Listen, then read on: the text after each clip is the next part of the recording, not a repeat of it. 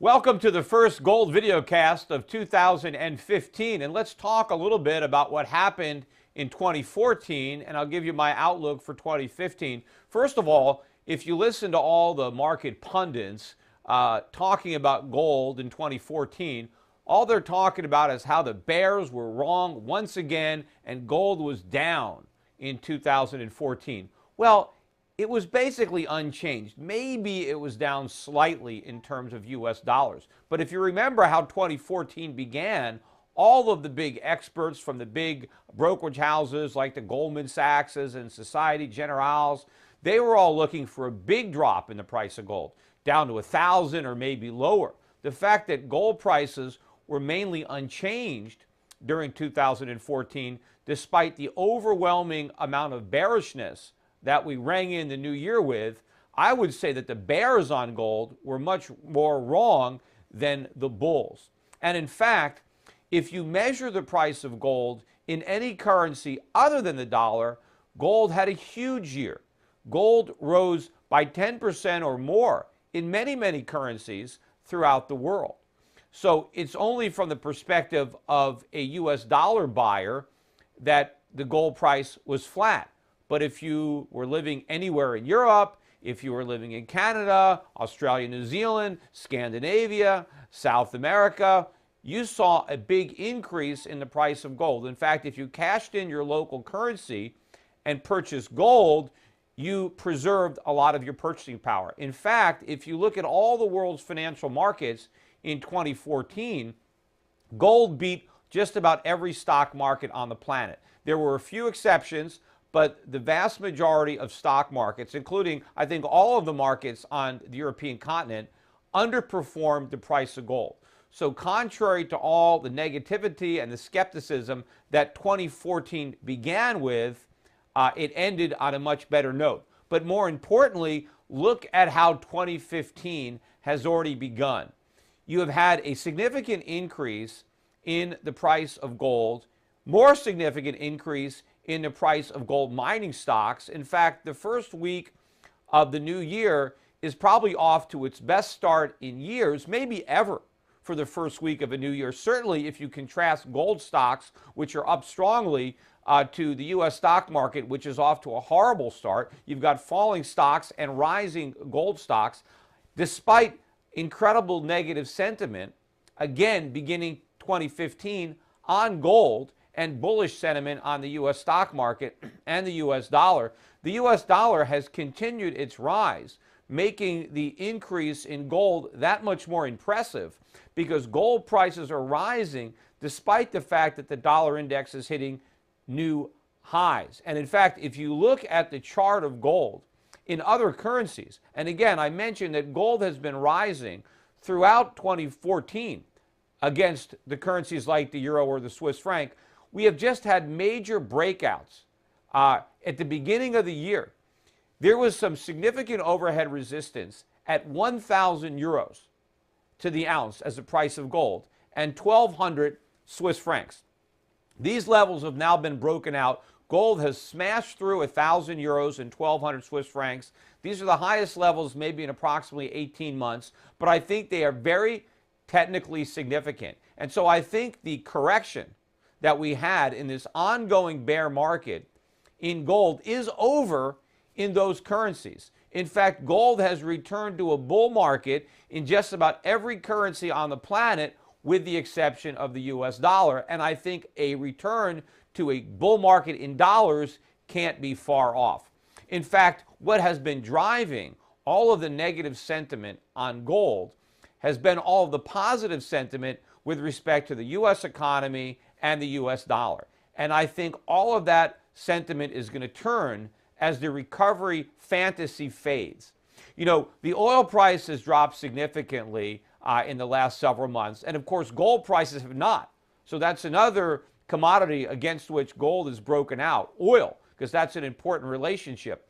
But you have a lot of people wondering, hey, whether or not a drop in the oil price is good or bad for the economy.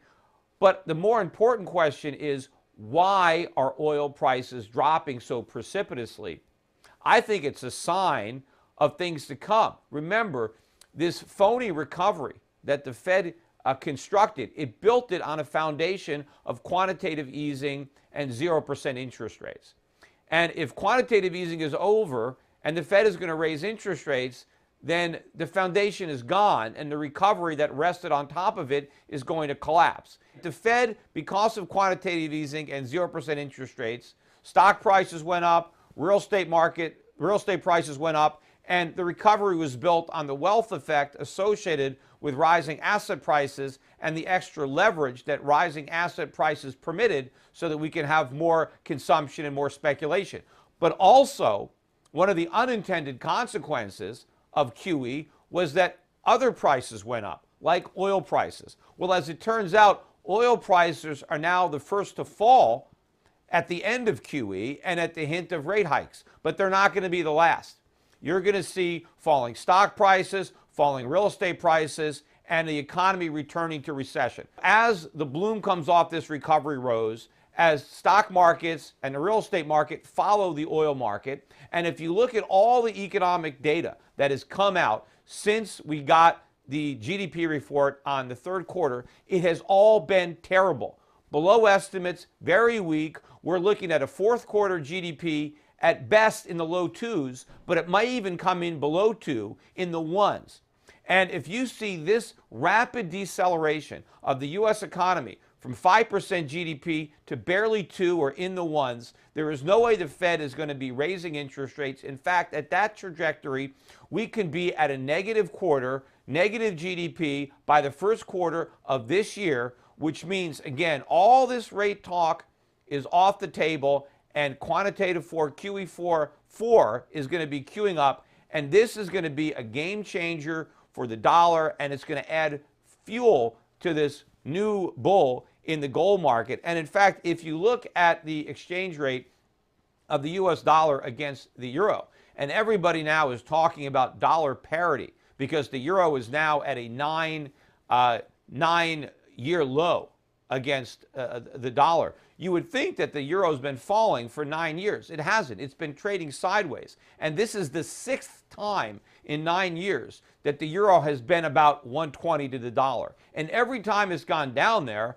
everybody has said it's going to go to parity. And every time it's rallied, right? 130, 135, 140, 150. So I think there's no difference here. I think the euro is oversold. I think too many people believe that QE in Europe is 100% certainty when it's not, and they think that rate hikes in the U.S. are 100% certainty when they're not. In fact, we're more likely, I think, to do QE4 than Europe is to do any kind of QE. And if they do it, if Europe does it, it'll be on a limited scale, whereas if we do it in America, it will be on an unprecedented, massive scale. So I think the sentiment situation, the markets, the technicals are really poised for a very, very big year up in the precious metal, in gold and silver for 2015, and nobody is expecting this. We had the sentiment completely in the opposite direction.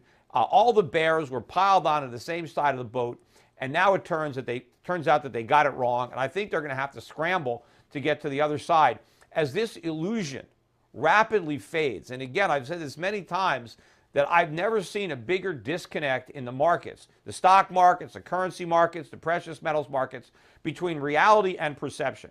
What everybody believes is wrong. And soon, these widely held beliefs are going to be questioned in a major way and then abandoned, just like they were with the housing market and subprime when that bubble burst, and just like they were in the dot-com market when that bubble burst, except this is a much bigger bubble, and the damage and the fallout in the financial markets will be much greater when this bursts, and therefore it's that much more important that investors be properly prepared, and part of that preparation is owning gold and silver.